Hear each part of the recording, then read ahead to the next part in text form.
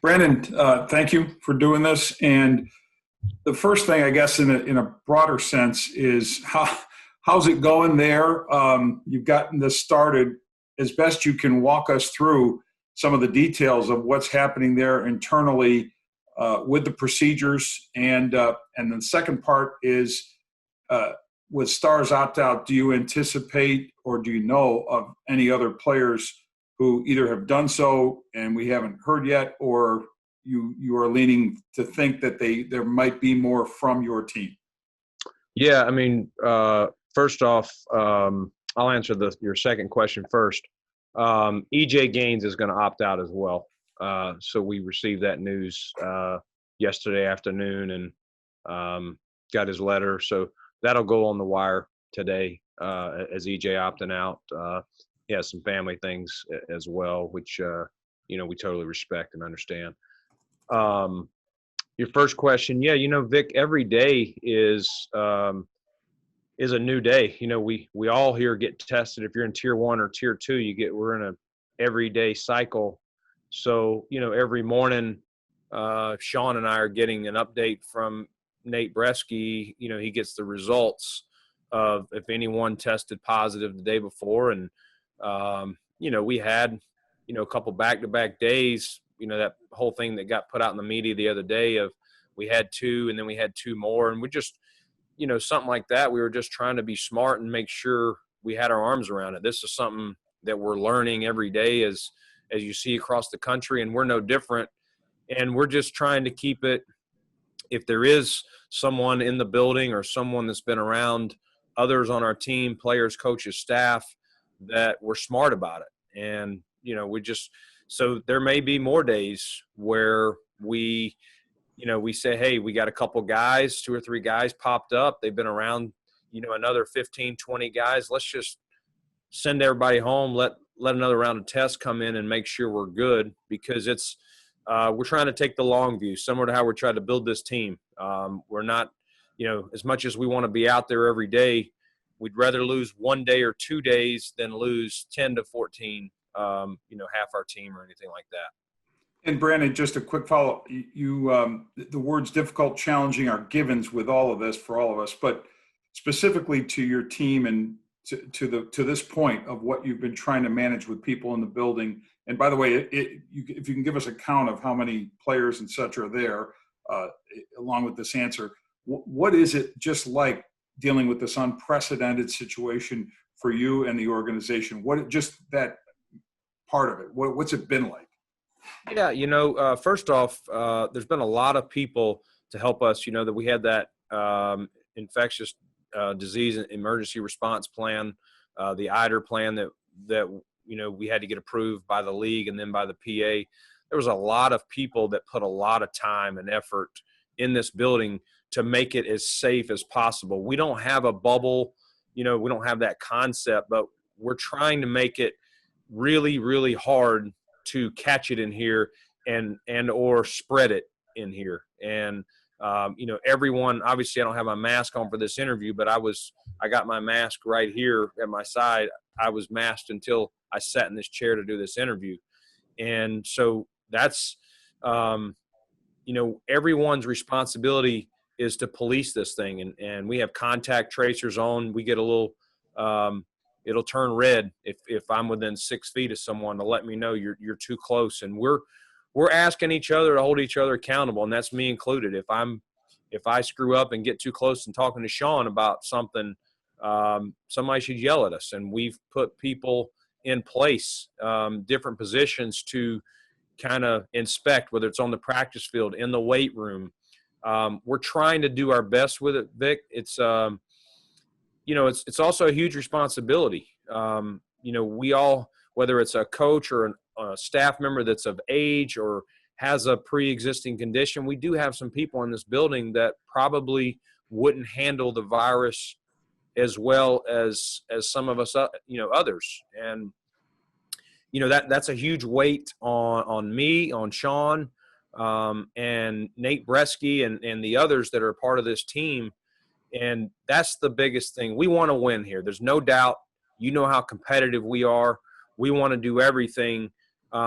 but the first goal to winning is keeping everyone here safe and healthy and their families, because people are going back home. And the last thing I would want to hear, see, and I know Sean would echo this when he gets on here, is that someone got it here and took it home and gave it to a wife, a kid, a grandparent, whoever. And so that's probably the biggest stress I have right now. We lost John Feliciano the other day, which was no fun. But to be honest with you, right now it's our focus is on keeping this place safe and keeping everyone that works here, player, coach, staff, whoever, cooking staff, whoever's here, we want them to stay safe.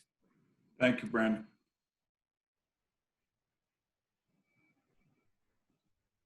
Hi, Brandon. Sal Capaccio, WGR. Good to see you. What's up, Sal? Hey, just to follow up on Vic's second question, if you could just tell us if you know of anybody, if you can tell us if anybody hasn't reported. But also, I'd like to ask you about from a personnel standpoint, like what are the challenges you're going to face having enough players available, working guys out, but also bringing them to Buffalo and knowing the situation we're in, but also having guys on the ready. We hear about workouts happening. At any moment, someone could go obviously on the COVID list. So you're going to have to kind of mix and match. What are the challenges that you and your personnel staff have to kind of get around all of that? Yeah, that's a great question. And that's probably a little bit of a frustrating part, is it's very hard. The rules are tight.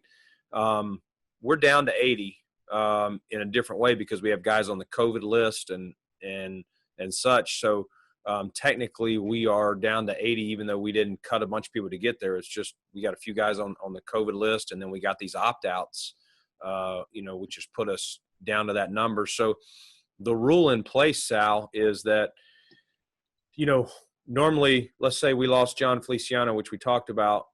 Normally, any other year, I'd bring in 2-3 linemen to work out and see who's in the best shape, who fits what we're looking for, who can pass a physical. Well, the current rules state that I can't bring anyone in if we don't have a roster spot. So if we're at 80, I have to get to 79 just to bring a player in to visit. Wow. And when I say visit, they can't come in the facility. They have to have a negative test before we can physical them, and that physical is outside our building. And so I can't bring 3 linemen in. I could bring 1 in if I get to 79. So it's very hard. I understand the reason for the rules. They're trying to limit travel and the spread of this across our country.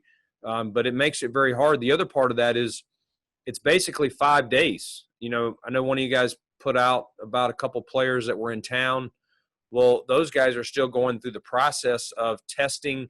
We got to get negative tests multiple days, get them a physical, and then get them signed. And we're in the middle of that. But even when we get them signed, there's still going to be days from coming in our building just through this protocol. It's about a 5-day process from them getting to Buffalo before we can get them into our facility. Have all 80 reported, Brandon, if you could tell us? Yeah, everyone's reported. Okay, Yep. Thank you. Yep. Hey, Brandon, John Scott. How you doing? Good, John. How you doing? Can't complain. Going back to responsibilities, and this really seems to be on the players and everyone individually. We've seen Major League Baseball have spikes. They're the other professional sports that is not in a bubble. How have you gotten the message across to everyone, but specifically players, to have the freedom of not being in a bubble, but understanding what potentially could come of that freedom? Yeah, I mean, I think we stress, and we had a team meeting the other day, and I think Sean did a great job on that meeting. He wore a mask for the whole meeting, and that's not going to be norm if he's in his own office, separate. But just to get the point across of how to wear the mask and how it's going to be worn in our building, and the expectation, and we have to hold each other to a high standard. We talk about playoff caliber around here and things like that, and this is super important because this is talking about people's health. And the last thing we want to do is someone be careless. And that's any player, any coach, any staff. It's on us all to do this. And it's not just to do it for the first week or the first month. We're going to have to be prudent because, again, we can't get to the season. Let's say we do a great job through camp and we get our roster ready. We all know this virus can spread easily. And so one person, two people let their guard down, like we've seen in some of these other sports, it can spread like wildfire and could really damage, our season or another team's season. And that's the last thing we want. So we're all learning. We're trying to teach each other. And it's like anything. Some guys are probably very sensitive to it and being really guarded, and some guys are probably a little bit looser with it. And we're just trying to get everybody on the same page, as we get everybody in here. But other than physicals, our veterans, which started yesterday, that was the first day they were in the building. So they're now getting the lay of the land and understanding this place looks different than it did when they left here last January. Did you guys implement, just team-wise, any extra guidelines for how these guys should operate, even especially outside the building? We just ask people to be smart, contactless delivery if you're getting food. Be careful who you're around. And we had meetings with everyone's family, that could be on these calls. We've had 3 of them, and that's staff and players and coaches, where Sean and I and then Nate Bresky and our team doctor showed some slides and just trying to spread the word that it's not only on the person in the house that works for the Bills, it's on everyone in the house to be smart and to communicate. And listen, if you realize you've been around someone who tested positive for it, communicate it to us. Even if you're around them for 3 minutes, we may hold that staff member or that player out of the building for a couple of days just to be smart. Kind of what I said to Vic earlier, we'd rather give up 2 days with someone than, 10 to 14 days. Thanks.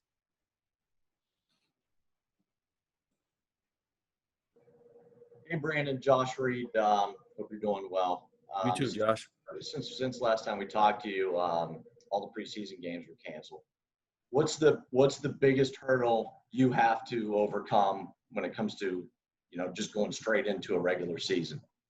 Yeah, that's a challenge I've never been around either. It's like every day there's a new challenge, and obviously when those games got canceled, Josh, that's frustrating for me. I know it's frustrating for some of our players. I talked to a few of them that looking for that chance to prove their worth to either make this roster or to win a starting spot, or a special team spot, whatever it is. So, Sean and I have talked about it, and I think Sean's got some great ideas of we got to come up with various ways to create competition and some situations in games, high impact, high pressure moments, the best we can make them here. Now we're not in pads yet or anything like that. We're still, a little over 2 weeks away. But as we get closer to that first game, we are going to have to try and, when we have to cut this roster down, we're going to have to come up with as many ways to simulate preseason games, and whether it's seeing how many snaps they played last year in preseason versus some live snaps we have, in practice, or any types of inter-squad scrimmages we may do. Now, again, we got to plan this out, and we got to be safe and healthy, and we can't decimate our roster trying to evaluate it. So there is a fine line, but we do have to get ourselves ready for that, that week 1 game against the Jets, and be ready for them. But we also have to evaluate and make sure we're keeping the best 53 players. Just a quick little follow-up. In particular, the kicking game, you draft a guy like Tyler Bass to compete with Stephen Hauschka. There's no replacing live bullets, if you will, of the preseason. Having a kicker get out there and actually kick in front of fans with a game on the line potentially. How does that impact a rookie like Tyler Bass and some of the other rookies looking to make an impact? Yeah, that's where we got to get creative. And that same motto that we had in the spring is translating here: find a way. We got to find a way and use different scenarios. Whether it's, hey, kicker makes this long kick, we cut off 20 minutes of meetings, or we go no pads tomorrow, whatever it is. And I think Sean will do a great job. He's got some good ideas. We've bounced some things off, but that's what we have to do to put these guys, whether it's a quarterback, a receiver, a kicker, as you mentioned, whatever position it is, we got to do our best. We got to come up with the best ways and strategies we can to put these guys in, as high pressure a situation as we can. Obviously, we don't have the game setting to do that. Thanks, Brandon. Yeah, good seeing you, Josh.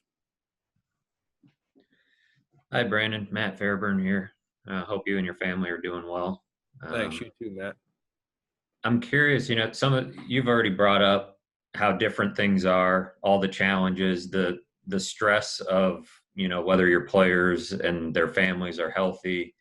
I'm curious how everything going on has adjusted your expectations for this season, whether it's for your team as a whole, Josh, your offense, just how you've been dealing with all that and kind of, contextualizing this season in your mind. Yeah, I mean, our expectations are always high, and our expectations are high as we learn how to handle this virus and how to operate. And this is going to be a different camp, a camp like no other. I mean, I'm usually in a dorm room right now, but instead, having camp at home and trying to adjust to that. And but I think at the end of the day, we have to still hold ourselves to a high standard. And Sean and I aren't going to sit here and say, "Oh, it was the COVID year. We didn't make the playoffs, so be it." Like, nothing's changed here. We expect playoff caliber practices once we get to that point. And it's our job to get this roster ready to go when we open up here against the Jets, in whatever it is, 5 weeks or so.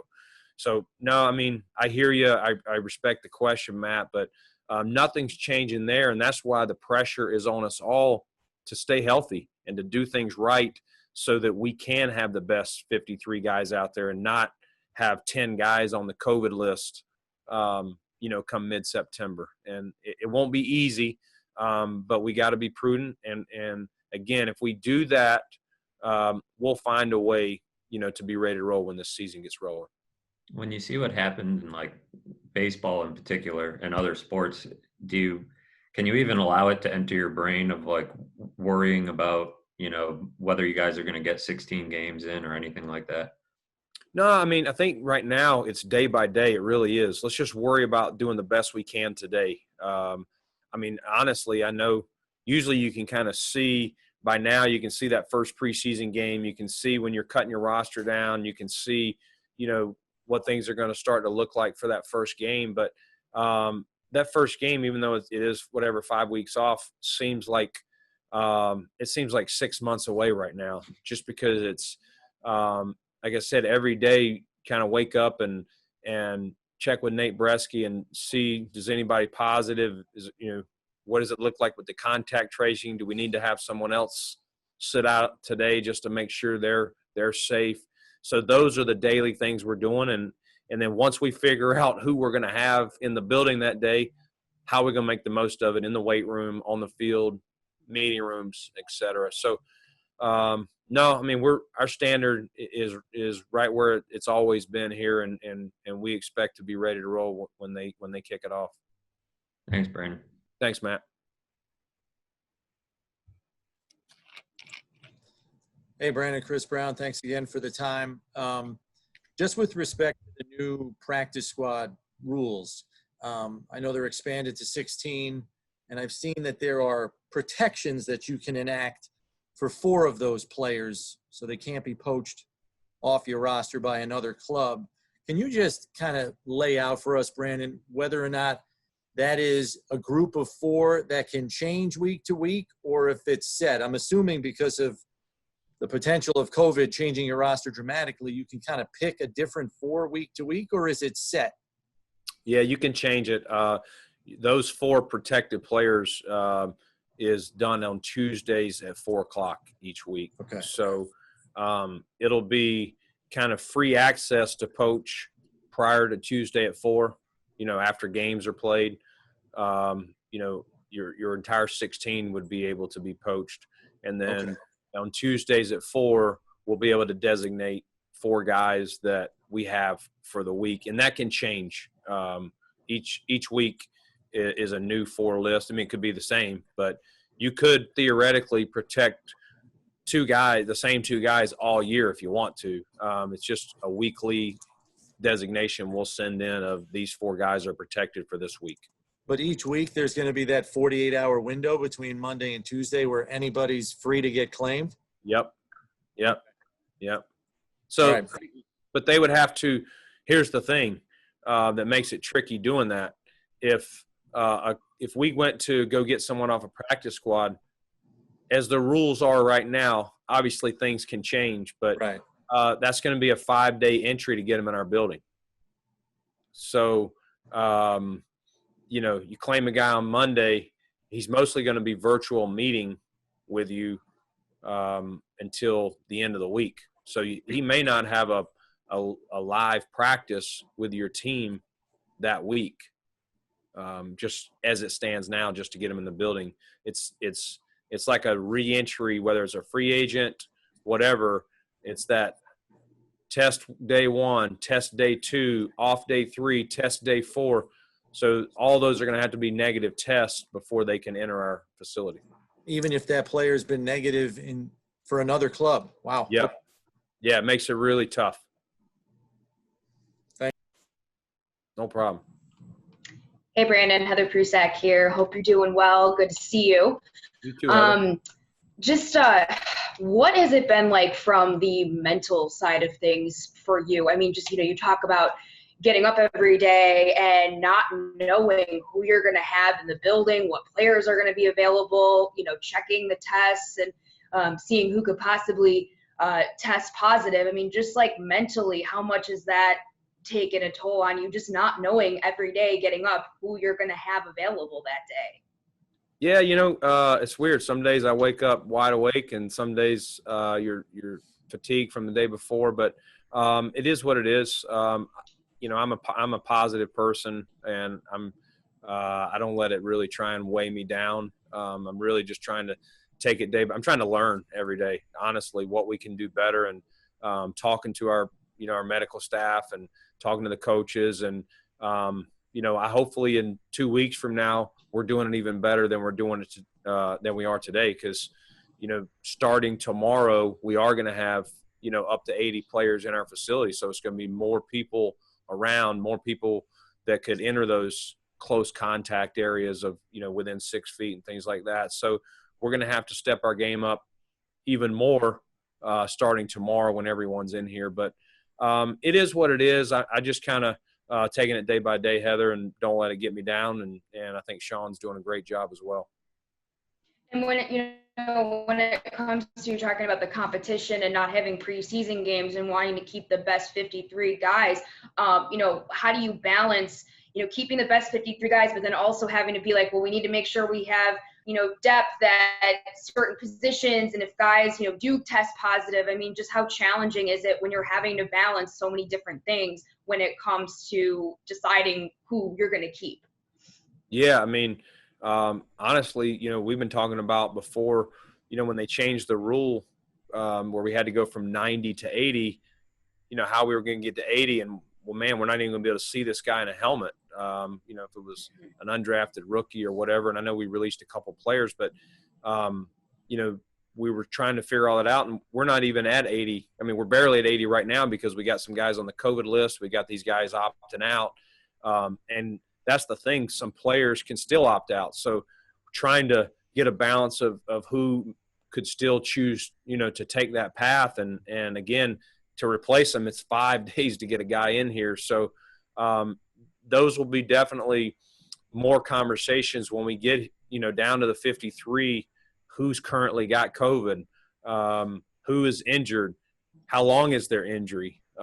It's just, it seems so far away to that point, as I said earlier, because we're just trying to take this hour by hour, day by day. But it definitely, a lot will go into that more than we've ever had to think about before. Because again, if even when the waiver wire comes out, we're playing week 1, the Jets.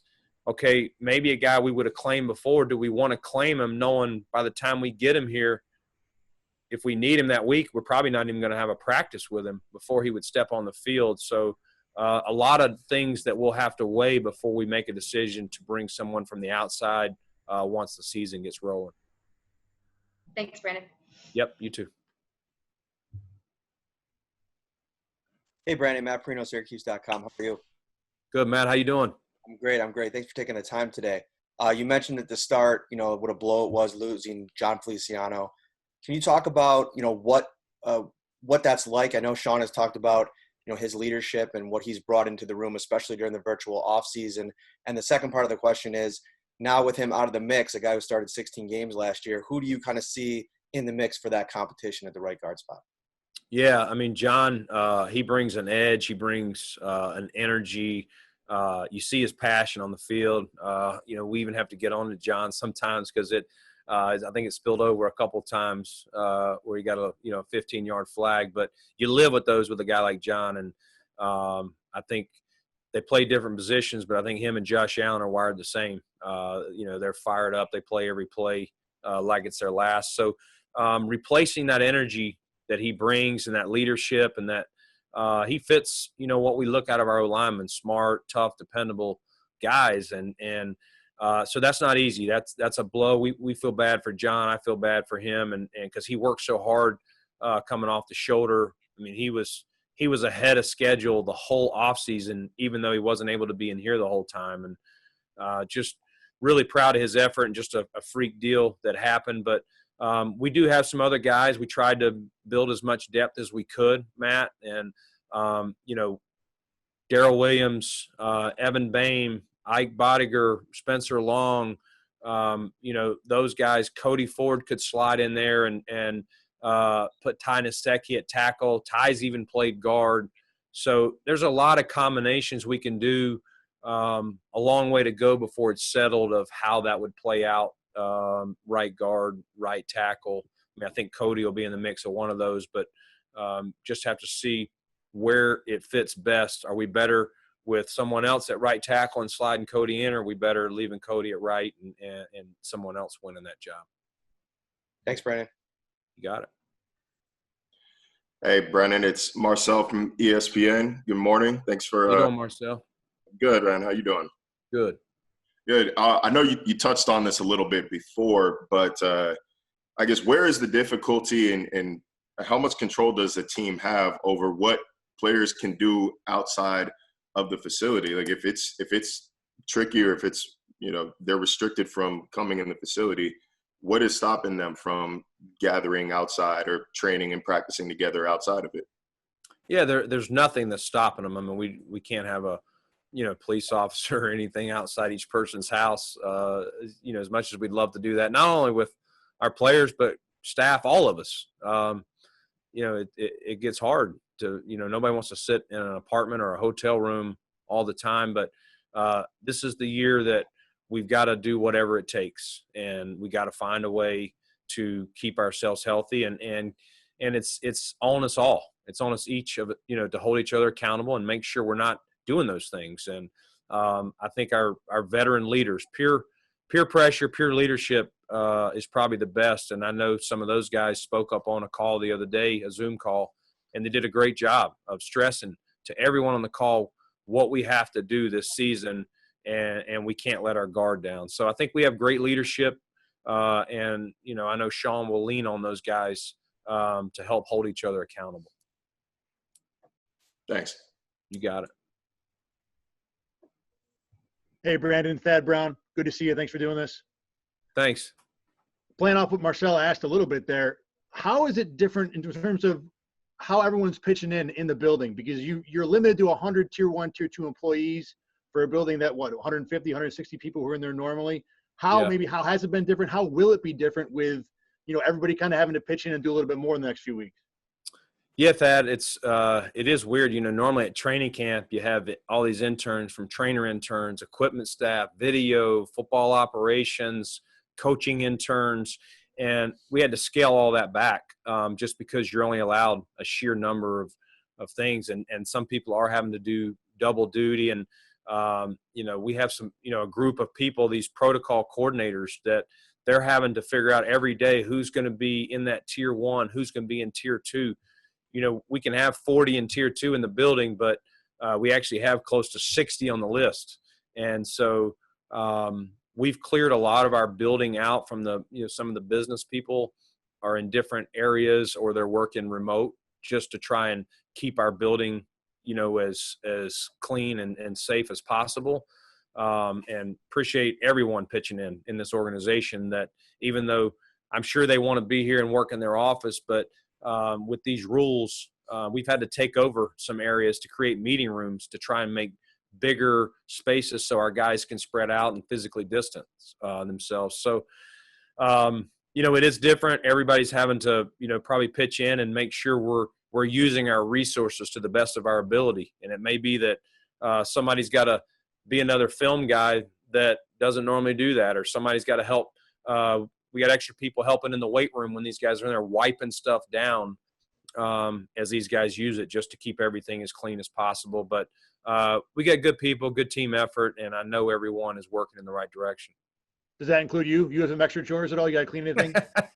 They don't want me doing anything, but no, it's a group effort. We'll all pitch in, and like I said, we're going to do whatever it takes to keep everyone safe. Thanks, Brandon. Yeah, good seeing you, Thad. You too. Okay, hi, Brandon. Mark Gahn here. What can you say about where it stands in terms of the salary cap and trying to extend guys who are in their last year of their contract? In a normal year, you would be working on that or having dialogue on that. What can you say, maybe without specifically speaking to Matt or Dion, but those are the two guys anyway.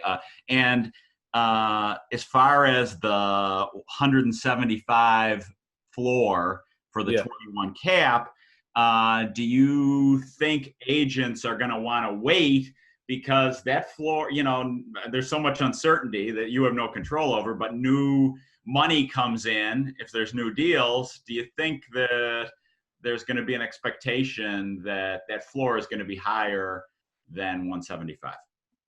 Yeah, I think everyone should operate. I mean, we're going to operate that it will be 175. There's so many unknowns for this season. I mean, right now, just are there going to be fans in stands and things that create revenue? Are there any new deals coming? There's so many things that we don't have the answers to. So I'm glad that the union and the league worked out what the floor is, so we can at least plan for that. Obviously, that throws, a wrench in every team's planning, because, it's 198 this year, and those things have been jumping 10, 12 million every year. So prior to this COVID, in our planning, we were planning that thing being close to 210 or so. So that obviously adjusts what we can and can't do. But, we still want to retain our guys, and we're going to do our best to retain as many as possible. But we do have to keep an eye on what that, what that salary floor currently stands. And until they tell us different, that's what we have to operate with, Mark.